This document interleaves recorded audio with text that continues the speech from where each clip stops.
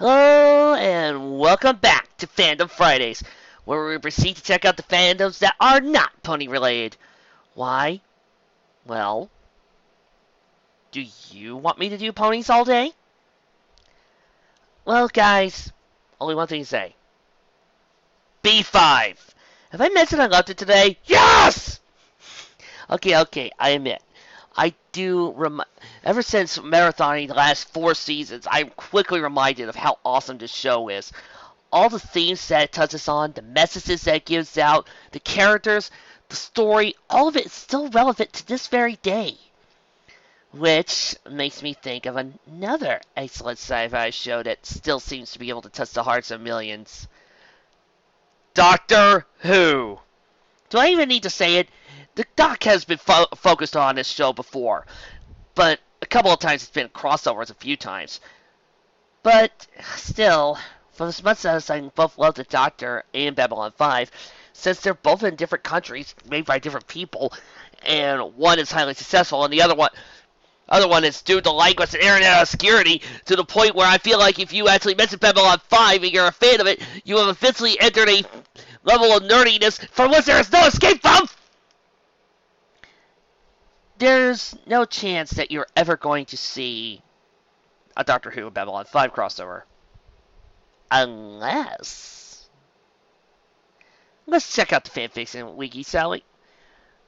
And lo and behold, all fandoms never change. Ladies and gentlemen, join me, won't you, as we here at the Treeberry Memorial Library are proud to present They Who Walk in Shadows by Glowing Fish. They Who Walk in Shadows by Glowing Fish. First chapter. Mr. Morden, boo! Walked through the halls of Babylon 5 with the easy, self-assured walk of a man who had little to fear, and who conquered what little fear did bother him. His mind was calm and meditative as he fixed upon the mission and the philosophy that guided his life. Apart from his mental strength, he knew that he had much physical power to back up his personality. A quarter of a mile away, a conference deep in a hidden chamber of the immense space station, his two associates were waiting. Their abilities or physical power were enough to overwhelm almost anyone in the station, if they even knew where to begin to fight. Mr. Morden had come to this station this time for a certain reason, to try to ferret out the shifting alliances of various members of the Centauri nobility. Ambassador Londo Mollari had become difficult for his associates to deal with, and he wished to deal with the situation in a way that saved their resources. They had recourse to other methods, but they preferred the subtle approach. Mr. Morden entered the Zocalo, Babylon 5's market square, scanning the crowds for either Mollari or his assistant, Vir Koto. He couldn't find them, so he found a table to sit at and ordered some tea. It might seem unusual for a man on such a mission to bother with tea, but he had something while he waited. He slowly stirred and sipped his tea. Oh, tea! I am so glad that they do have tea in this place, because I have come such a long way, and a cup of tea would be just brilliant. Morden looked up to see a beaming man looking down at him. The man looked to be a typical human, possibly around the age of 30, dressed in a manner that was atypical on the spaceship. He was wearing clothing that could have been called Earth Classic, if somewhat funny. He had a pair of slacks, a white shirt, tweed jacket, bright red bow tie. The result was somewhat professional, although it was out of place. Babylon 5 was a home for travelers of all sorts. There was nothing unusual about this man. Morden politely answered the man's question about where he had acquired the tea. In a minute, the man was happily swinging back toward the table, holding a cup of tea. He sat down from Morden, eagerly sipped his tea, and then swallowed it with a grimace. Well, not the best tea I've ever had, but I can't really expect them to get everything right this far from Earth, and I've just been cutting up. Seems like imports from Earth are cut off right now. You must have traveled from far, if you don't know the situation between Earth and the station. Morden commented calmly, fishing for information. Oh, you could say that. Very far indeed. I'm looking for a few things. Oh. This was a natural lead-in to the question that Morden had used, as both a weapon and a mantra. Although this eccentric stranger was most undoubtedly beneath the notice of Morden's associates, he still followed the habit of trying out to find out some of the most vital piece of information about a person. Perhaps me and my associates can help you find you what you are looking for.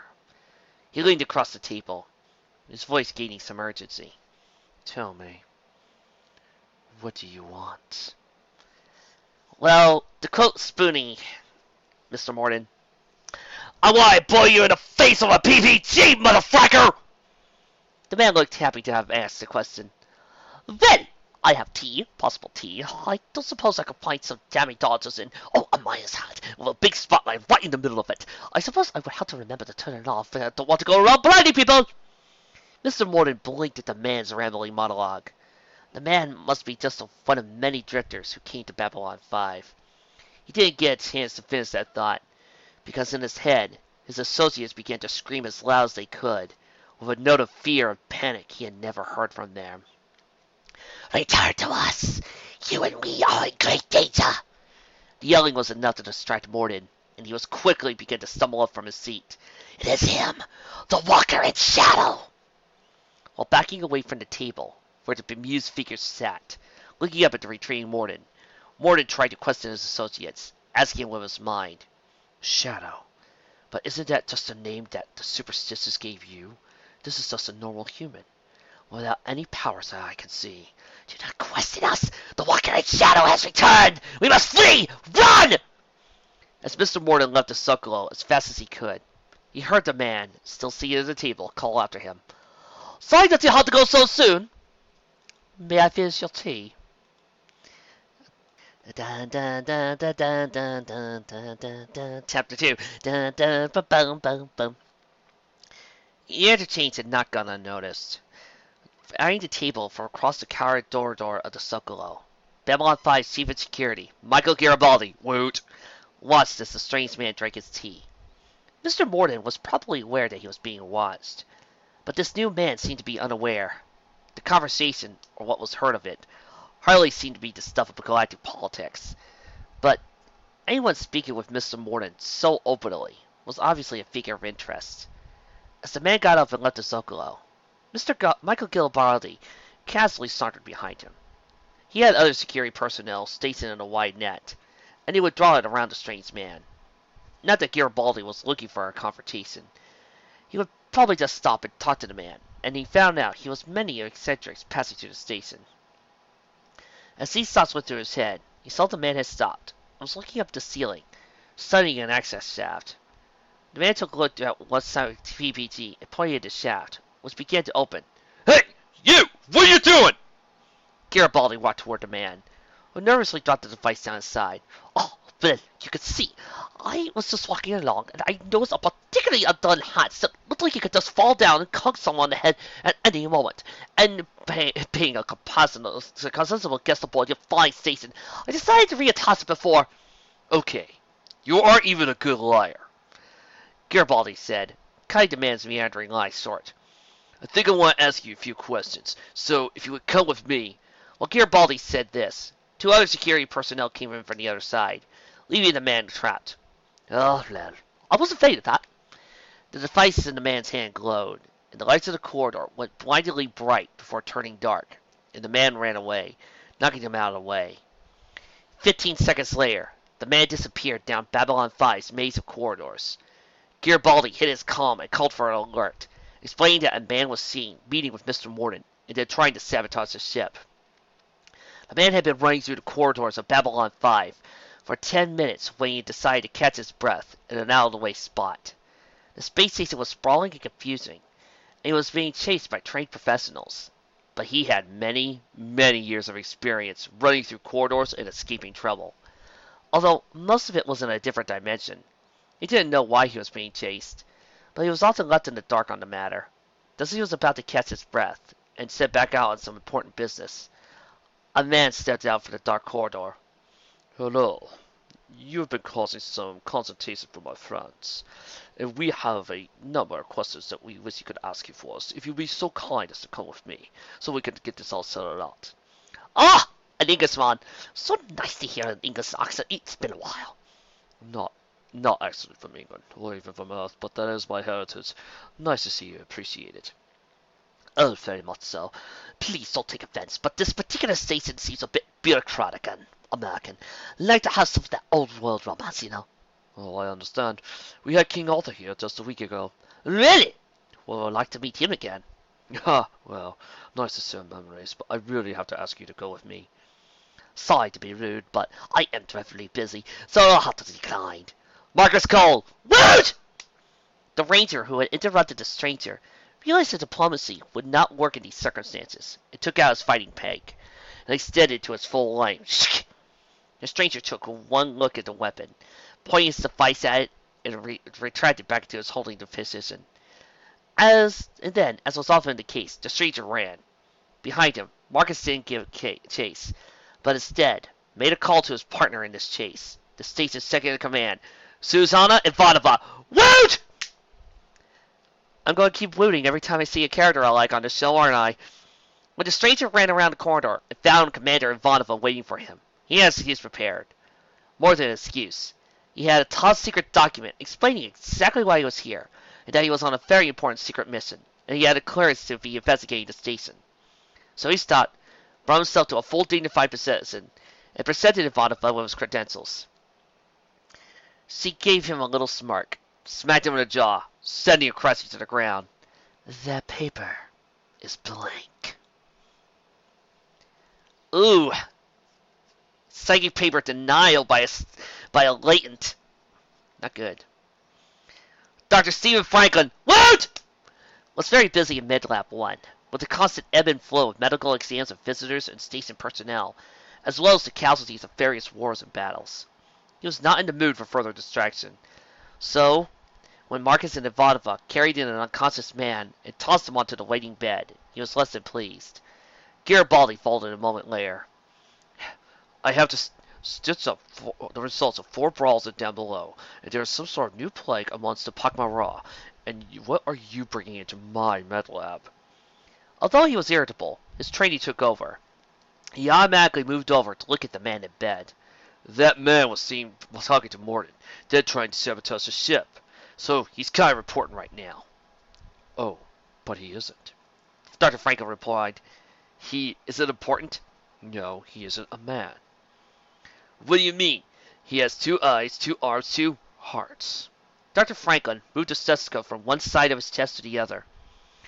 2 hearts? So, he's a Centauri? He doesn't even look like a Centauri! Most definitely not Centauri. Well, ladies and gentlemen, I have some work cut out for me. Dr. Franklin passed the scanner over the man, and then added, Oh, and can someone get me Lanier? John Sheridan, what? Had been having a very busy day. John Sheridan had been a very busy day for the past 2 years, since he had become commandant and commander of Babylon 5. Yeah, can you just imagine what would have happened if we were stuck with Sinclair? He tried to learn the delicate task, even before he ended up in the middle of a galactic war that he was not totally sure of all the sides on. Yet, still, once a week, he caught looking over some paperwork on something totally boring and trivial, and yet was required to make a decision. Ask Delenn out for brunch or a movie? He stared at the paper below him when his communicator signaled him. Captain Sheridan, this is Franklin. There's a patient in MedLab 1 I want you to see. Sheridan took a look at his paperwork and sighed. Franklin wouldn't call him for no reason, and what was ever happening there was probably more interesting than staring at the paper. When Sheridan walked into MedLab, he expected to see something immediately exciting, but all he saw was his top command staff standing over a bed on what seemed to be a normal-looking man asleep. Yeah, Dr. Franklin? Sheridan asked, betraying some impatience, as well as a curiosity about why all the lead officers of his space station were staring at an unconscious man. Well, Captain, Garibaldi saw this man talking with Mr. Morton. He didn't seem to discuss why, and he ran. Commander Ivanova incapacitated him. Sheridan's eyes narrowed. Any record of him or information on why he would be talking to Mr. Morton? None whatsoever, Garibaldi answered. And when I started my examination, I found out he isn't human. He looks human enough. His inside physiology is quite different, and is not subtle. He has two hearts for one thing. Is he a Centauri? Not at all. His hearts are closer to human hearts, just with two of them. You seem rather amazed by this. Well, Lanier could perhaps explain more. I don't really understand it. It goes beyond biology into physics. Captain, Lanier began, you know that the Minbari have done research on temporal manipulation. By the way, Lanier, what? Time travel, yes. Well, we never got to time travel, because we found that the tachyon radiation associated with time travel was very difficult to shield against. Most we've ever been able to do is to hold on to something static in time, very briefly. This man's biology shows signs of being shielded, protected from the effects of temporal manipulation. So he's a time traveler. Quite possibly, yes. And the technology and energy needed to do this is immense. It seems to be connected with some type of spaceship, or time ship. My calculations say that this ship could possibly be the size of Babylon 5, possibly even larger. And our scanners never picked us up? And here, Ivanova answered, They have detected his ship, but the readings don't make sense because his ship is somewhere inside Babylon 5. Chapter 4. Captain Sheridan has seen some confusing things on B5, and had to wrap his mind around some big new concepts. And when Lanier told him that there was a ship as large as Babylon 5, itself an unlikely idea, that it was inside of Babylon 5, his reaction was to look at Lanier with a very puzzled look. It's the size of the station, and yet inside of the station? Yes, again, it is something that the Minbari have worked on, folding relative dimensions in on each other. But the power and technology needed to do so create such a vehicle is staggering. I wonder what this man could tell us. Dr. Franklin, can you remove the sensation and wake this man up? Oh, I've been awake for quite a while, just resting my eyes. The doctor, a strange man, opened his eyes and looked around him. Ugh, it's been a very long day for me, and, well, many years worth of long days. And I get a chance to just lie down in this nice comfy bed, and I didn't want to interrupt you. Plus, your first officer isn't there, he said, nodding at Ivanova, has one nice right hook. Also, she wasn't fooled by my paper, which must mean she is... A look of trepidation passed across Ivanova's face. Very astute. Sheridan, along with everyone else, was taken aback by the grinning face spitting out of a blue streak in front of him. It wasn't exactly what Sheridan had imagined a moment ago, during the discussion of an alien with technology that even the Minbari marveled at. But his authoritative nature reasserted itself, and he asked the stranger, "What are you doing on my station?" Well, I kind of landed here. Houses of the time travel. If there's a big technologic event going on, sometimes we get thrown off course a bit. Just kind of got caught in the whirlpool and ended up here. I know I should fix the chronometer stabilizer, but it's been all since I think it was that time into Jurassic with the Concorde. All I can think of is that was a Fifth Doctor reference. Good job. If Sheridan didn't have one of humanity's best xenobiologists standing by with him, with charts showing that this strange man had clearly non-human biology, you gotta believe that he's hearing from a lunatic. What did the Jurassic have to do with Concords? Do you have any intentions, hostile or otherwise, concerning Babylon 5? A cup of tea would be nice. Sheridan blinked again. You said a tachyonic event pulled you here? Ivanova said, "Oh, yes. Anything big happened lately?" The surrounding officer smirked. Something big was always happening around Babylon 5. Maybe some big explosions, weird paradoxes, alternate timeline events, versions of yourself. Would not have been hard to notice it. Unless, without being tachyonic, it might not have happened yet. Forget I mentioned all that. Don't want to change history. I just despise getting up campaign events. It was then that Michael Garibaldi, who finally asked the most obvious question. Do you even have a name? Why, of course. I'm the Doctor. Who are you? Everyone turned around to see an unexpected visitor striding silently into MedLab. It was Ambassador Kosh. Oh, to answer that whole tachyon question, Doctor, let's see, if Camelot just happened, then that means in about 2 more episodes, War Without End's going to appear, and Sinclair's going to have to grab Babylon 4, so thus we're right about that point. So yeah, I think I know what the big tachyon event is. Didn't I just cover that? I am the doctor, the man replied to Ambassador Cost. He slipped up and out of bed and felt in his pocket. Ah, Dr. Franklin, did you happen to take my screwdriver? Dr. Franklin looked blankly at the doctor. About 8 inches long, shiny thing, in my pocket. Sheridan, Ivanova, Garibaldi, Franklin, and Lanier looked from the enigmatic figure of Cost, standing silently in front of them, and back to the unusual man with an English accent, asking for a screwdriver. Here it is. Garibaldi kicked himself for not paying attention to the doctor, who had in his hand what could be a weapon. Given he had just seen or told about this alien's powers, for all he knew, the glowing stick could incinerate the entire station. But the big question is, well, what are you? The doctor pointed his screwdriver at the unmoving Kosh, and responded with a series of bleats and whistles. Forgive me for being a little suspicious, but the last time I was asked that question was by Adolf Hitler. Sheridan's eyes squinted quizzically. Adolf Hitler? The doctor stepped closer to Kosh, bringing his voice down so others couldn't hear him. You are a squid, a silent angel, inside a robotic suit. I have to admit, I did not see that one coming. Now, I hope I didn't sound prejudiced, but I've had problems with both angels and technical things in robot suits, but... Okay, so, y'all know that when Kosh's suit is open, you see a variation of an angel or something in your particular religion that would pop up. So, do you guys think that if the doctor got a look inside at Kosh, he would end up seeing Rassilon? The doctor's voice trailed off, and then a look of sudden realization crossed his face. Those presents could sense some sort of look of great recognition, perhaps a hint of fear. Although, what this madman with his talk of Concords and Adolf Hitler was thinking of, no one knew. But Garibaldi, being a good security man, this is Chapter 5, knew that this was the best time to disarm the intruder. He lunged forward in a tackle, ready to pin the doctor to the floor before him, and Kosh started shooting at each other, tearing apart the entire station. The doctor chose this moment to spin around dramatically, leaving Garibaldi to run into a wall. The doctor looked over at Garibaldi, offering a hand up, and said, You have to be more careful. Hospital floors can get slippery. One reason I don't like hospitals. Or med labs, if you want to call them that.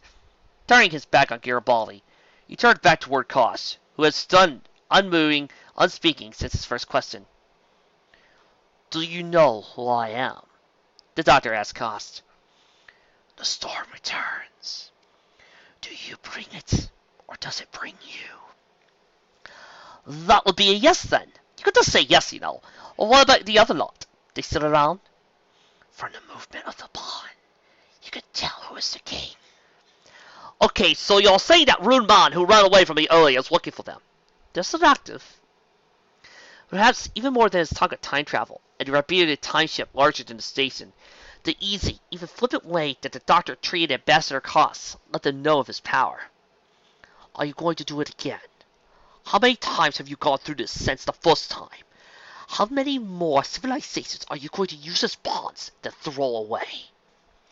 The avalanche has already started, Koss began, but the doctor cut him off. That is not an acceptable answer. Or whatever it is. The doctor walked over, sat down in his bed, while Koss turned away and walked silently from the room. The doctor looked around him. Still no tea? He asked, with disappointment. Oh, if only Lanier was here, this would be a great conversation to have between the two of them. Marcus had just met with some down below's shiftiest, most suspicious, and violent denizens. But he had one, though, and in his hand he cradled a package of very value. He squeezed through the narrow, dark corridor. He felt the hair on his arms prickle, telling him he was being followed. Apparently, someone wanted to renege on the deal. Or perhaps the agents of a rival smuggler wished to seize the valuable packets of contraband goods in its moment of vulnerability. Marcus didn't know, and the question was somewhat irrelevant. Finally, in a small room with 4 tunnels leading out of it, Marcus was cornered. 4 groups of men crossing in from each section. Marcus could fight them. he could probably win. But the package in his arm was more important than winning a fight, and its delicate contents might be damaged in a fight. But training as a ranger was more than about fighting. Marcus saw that to the side there was an exit shaft, uncovered, and quickly fled into it. While he had to crawl through its tight confines by wiggling its body, it was a safe, if uncomfortable, exit. 10 minutes later, he popped out of a more friendly part of the ship and ran to Captain Sheridan's ready room, holding the packets out. His face was smeared with grime, and he had the lingering odor down below before him, but he proudly presented the packets, gained at great cost, to Sheridan and the doctor. I found them. The only source in 7 light years, but I found them! You mean? The doctor's eyes brightened. Yes, the only jammy dodgers on Babylon 5 are now yours. The doctor began to excitedly eating his jammy dodgers. I was still in the process of eating them when the door slid open, and Delenn walked in, staring at the doctor. I can't believe you are real. The doctor nodded. I sometimes have problems believing that as well. If what they say about you is true. Oh, I wouldn't believe all of it. John Sheridan looked at his partner. In more ways than one. Woo! By the way, Delenn, woot! Did she know about this man? Was he about to learn another bit of galactic lore? They who walk in shadows, Delenn said, looking at the doctor. Shadows? Sheridan asked. This man is related to the shadows? I am related to the who? The doctor said, his mouth full of jammy dodger. Only very indirectly. The name isn't assigned that they are from the shadows, but they can walk amongst them with no fear. But we also believe that the shadows may have taken their name from them. They are to the shadows what the shadows are to us. One of your officers called the shadows halfway between a spider and your worst nightmare. They who walk in the shadows are who the shadows have nightmares about. There's nothing wrong with spiders, you know, the doctor added. They play an important role in the ecosystem. It is a legend I have learned only from the Forlorns because of my high role in the religious caste. But millions of years ago, when the Forlorns and the Shadows were sent to fight the First War, this man appeared in the middle of their fleets and stopped them from fighting. At least for a while. Sheridan's gaze focused on the youngest man in front of him, happily eating his candy. Millions of years old? You are millions of years old? Don't let me daft! Goodness, Captain! I would think a sensible military officer like you would have made more sense. I was only a few hundred years old at the time. I am a time traveler, remember? So I'm guessing number 1 or number 2. Or heck, number 3 could have been hightailing or freewheeling around after he got off Earth. And you stopped him with what? That screwdriver you carry around? With this screwdriver? Oh no. It wasn't this one. It was an earlier model. Also, I talk fast. Also, always been a gift of mine. Even when I talk more slowly. But this screwdriver can do many things. For example, he pointed the screwdriver at a computer console. And a few seconds later, a voice started speaking. It wasn't the normal computer voice, but the voice of Sparky, the computer's other personality, who had supposedly been put into quintessence. You, like the doctor, can stand up for what is bright and fellow true. You can save the world if you only go and try. See, at least someone here likes me, the doctor said, straightening his bow tie. He aimed the screwdriver back at the computer. I turned that personality off, if you don't like it. He is kind of a quiet taste. Delenn laughed at the doctor. Sheridan looked at Delenn, with her head thrown back, her hair waving through and fro. She looked like a merry and young in a way that recent troubles had hidden. Am I missing a joke here? Sheridan asked, both amused and annoyed. Many jokes. Everything this man does is a joke. Everything he does is a joke. And yet, he managed to stop all the fleets of the Forlorns and Shadows. With a screwdriver, which isn't really a screwdriver. It's more of a flashy thing. A flashy sounding thing that... Delenn looked at her husband-to-be. Hey, no spoilers! and laughed. Granted, if you don't know that these two are going to get married, then what have you been doing watching? Then you haven't watched the show long enough. Oh, you're starting to sound like him. Delenn and Marcus turned to go. If you could stay here, Doctor, there are a few things I want to talk to you about before you leave. Of course, and I haven't finished my Tammy Dodges. The doctor picked up another one, and Sheridan, feeling the need to do otherwise, picked an orange and started peeling it. Apple? Oh, no thanks. Apples are rubbish. With the other people out of the room, the faces of both men changed slightly. Both usually had tearful countenances. Though the doctor had a maniac element to him, Captain Sheridan lacked. They both looked more somber. The war has come up. It's going to be very hard. I don't know if you gather exactly what's going on, but I'll have to end up fighting several wars. One against the Shadows, one against our own government at home. I have to admit, I can't even comprehend the power of some of these groups. It seems like you could help us. Sorry, Captain. I understand what your struggle is like, but I can't stay. I have other appointments. Are you a time traveler? Couldn't you stay here as long as you wanted? Time doesn't work that way. Why not? Captain, do you know what a Calabi-Yau surface is? No. I've known since I was 8. I'm over 1,000 years old now. Time travel isn't an easy thing to explain. Sheridan settled backwards into his chair. I could keep you here. Doctor smiled. You mean you want to draft me into this war of yours? It could help so many people. Captain, you won't do that. For 2 reasons. First, you know this station is a waypoint for travelers. And if you start using people here for your own agenda, it'll ruin your reputation. And your conscience. Doesn't make things easier for your conscience. Do you really think you can keep someone captive who the Shadows and Forlorns are afraid of? Captain's face fell. But he returned another question. What was that bit about Kosh? You seemed angry with him. The Forlorns are our allies. Captain, you must have studied enough military history to know how often alliances are an equal partnership. Care to explain that to me any clearer? Why don't you ask Kosh? A little simpler than asking me, isn't it? It's extremely difficult to get a clear answer out of Kosh. My point exactly. The doctor answered with finality. Captain Sheridan let out a long, impatient sigh. Do you not care that this war could kill billions of people? Dr. Sheridan regretted the question as soon as it was out of his mouth, because he saw a look of mingled rage and sorrow flit across the doctor's face. Of course I care. I care very much. I'm a Time Lord, Captain. That means I can see time. What can happen, what might happen, or what mustn't happen. But even if I wasn't a Time Lord, I know a thing or two about history.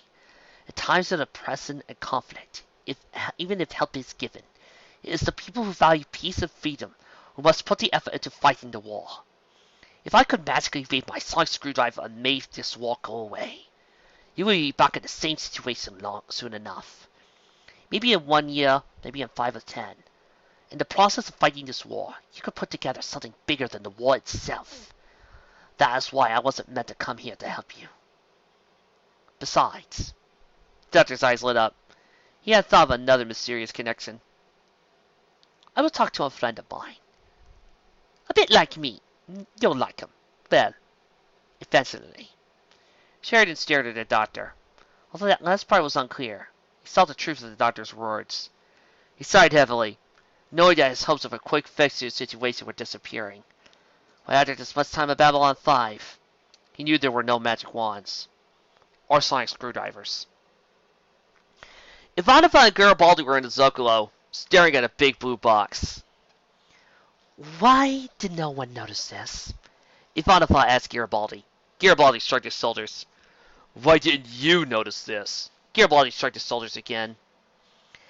There's a big, blue, antique box from Earth's history that's sitting in the Zocalo, and no one noticed? Ivanova asked. It was one of the less mysterious parts of her day, but it still needled her. It does confuse Garibaldi. Their conundrum was interrupted by the sound of singing. And seeing the doctor had found one more adventure of Babylon 5 as he stepped into view, next to Londo Mollari. Wow! Both of them singing a pop song for Earth's history that they seemed to love, although the humans didn't know what it was. I'm just trying to think of what song Londo and the Doctor would get into. And so many possibilities are in my head. It's just so awesome. Doctor, is this yours? Ivanova said, pointing to the big blue box. Oh yes, that would be my TARDIS. Thank you for keeping it safe. You just parked it here, and no one else noticed? Ivanova asked. How could that be? The Doctor looked at Ivanova. I think you could come to a good conclusion about this. So that type of thing is still a secret here, is it? Ivanova looked at him for a second and nodded. And you found Londo. Oh yes, glad someone on the station appreciates other things than war or an intrigue. From them, behind them, a voice boomed out. What are you doing in the company of that man? Jakar, leader of the Narn of Babylon 5, stepped forward. I was told there was a great visitor here, and he chooses to spend time with this. Well, hello, the Doctor said, not showing any fear in the face of Jakar's rage. I'm the Doctor. You seem to have some expectation, acceptance to my singing partner. This man, if you knew the genocide he was responsible for. The Doctor turned to Londo, a man he had met and befriended in the past hour. Beneath the merriness, beneath even the swagger, he could see flashes of remorse and guilt. Is this true?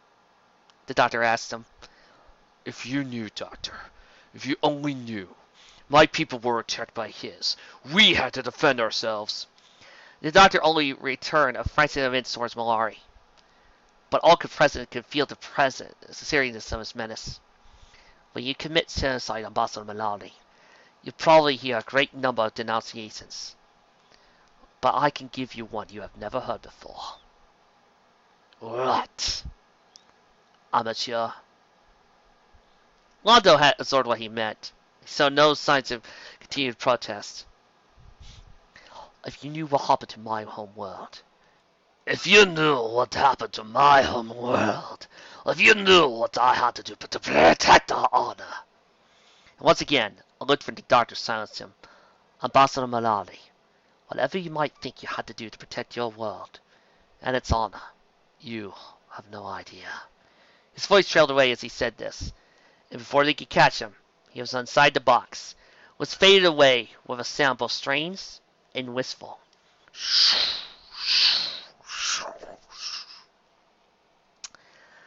Well, Doctor, do you mind if I go aboard to TARDIS here so we can talk about the review? Also, go ahead. I just need to fix a few things. Well, I think this bit kind of goes out to show that sometimes you don't always need to be an epic, sprawling, based off of an episode adventure to be a good fic. Sometimes you can be short and sweet. Yes, once again, terms like this could be a show episode can get thrown around in pony fandom a lot, especially when it comes to certain fics. This one definitely felt like it could be a short episode.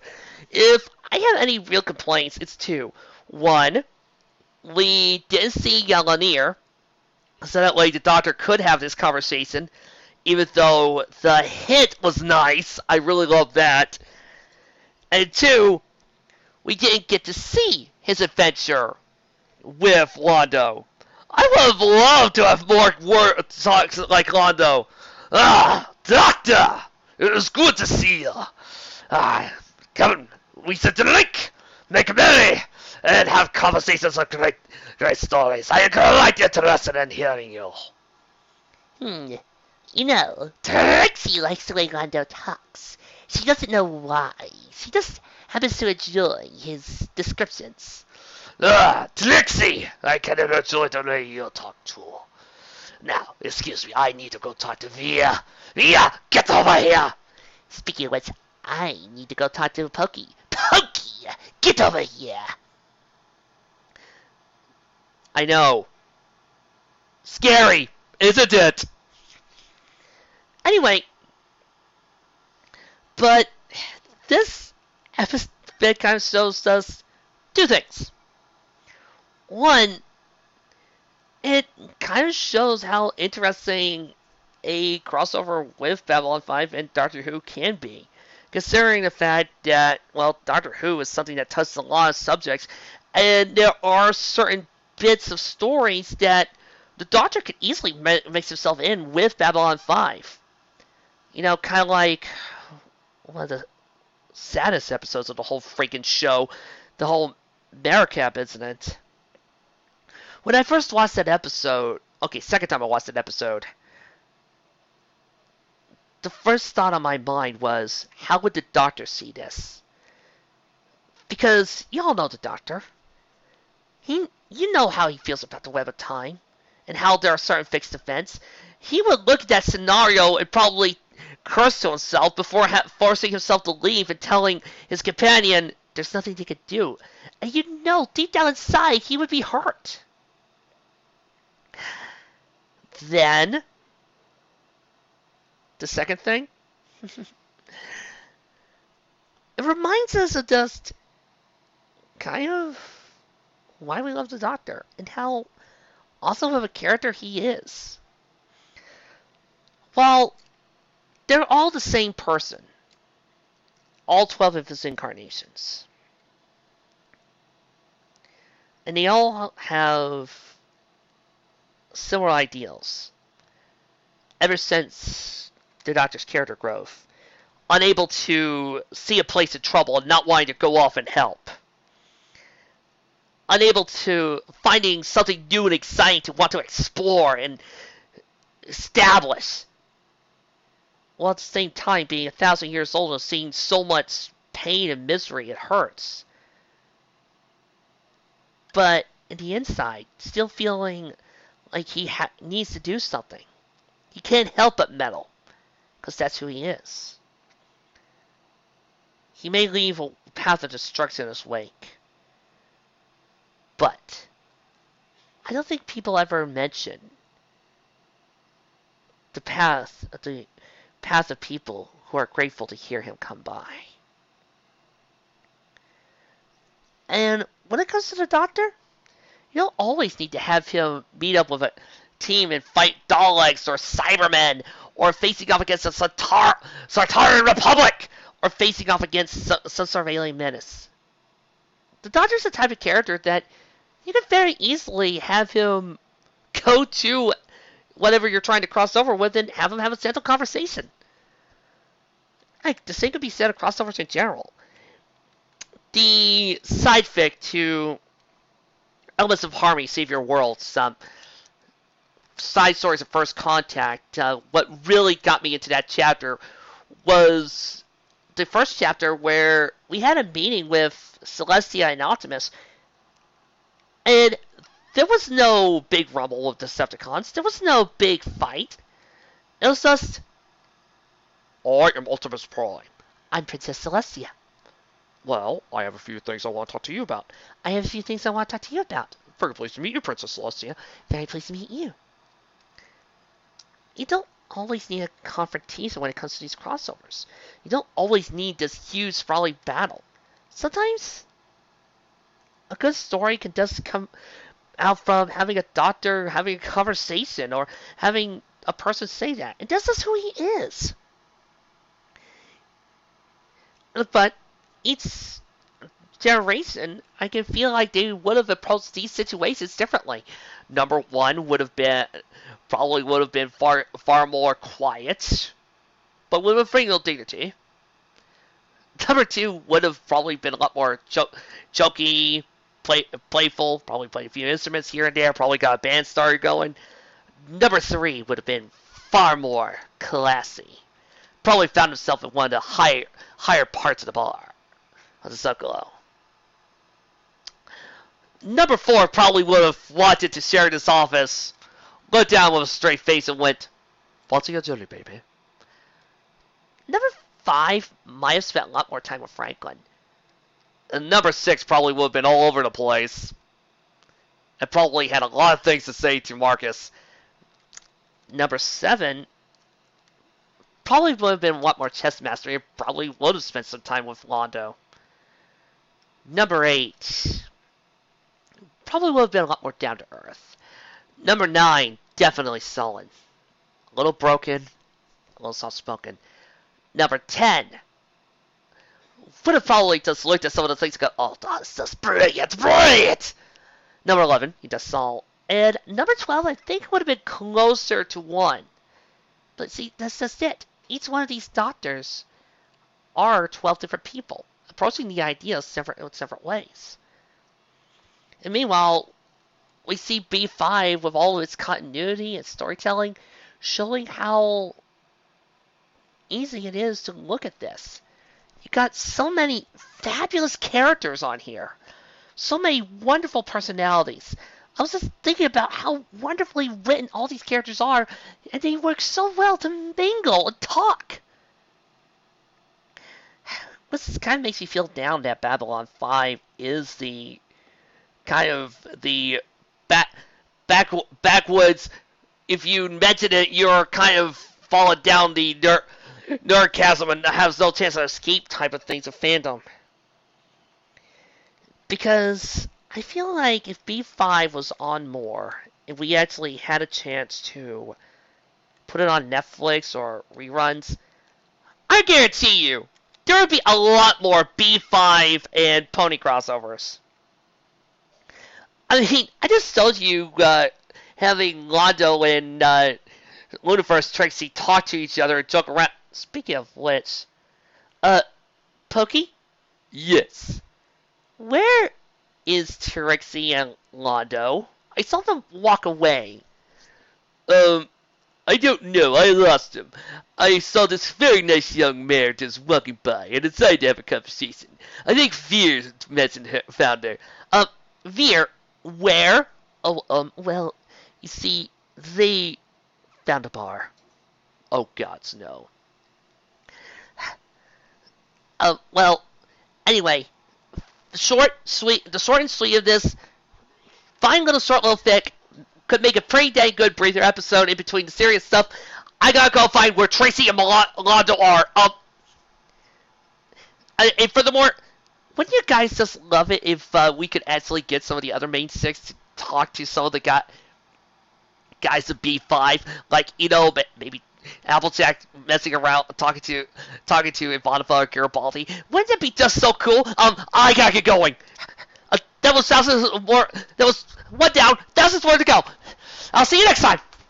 Oh, gods, no. So you see, Londo, the thing is, Trixie just continues hanging around all day at the freaking night court and never seems to get any respect. You're listening to the client there, Trixie. Do you know just how often I got demoted and yelled at them back at the Centauri Republic? Trixie can only imagine. Yes, they continue to demonize me. It's a good thing I had Veer to boss around, otherwise... Wait, you boss around this Veer? Trixie just loves the idea of bossing around henchmen. That's why Trixie loves hanging around Pokey so much. He works as such a good and excellent lackey. Lackeys are good, but friends, they are better, yes. Oh yes, Trixie has plenty of friends. There's Lyra, Raindrops, Carrot Top, Shirley, Ditsy, and of course, Twilight Sparkle, who also runs the studio. Lyra, I gotta go meet her. She sounds like an excellent musician. Oh yes, you should hear Lyra play more often. Oh, I'm never going to hear the end of this, am I? Why did I let these two meet?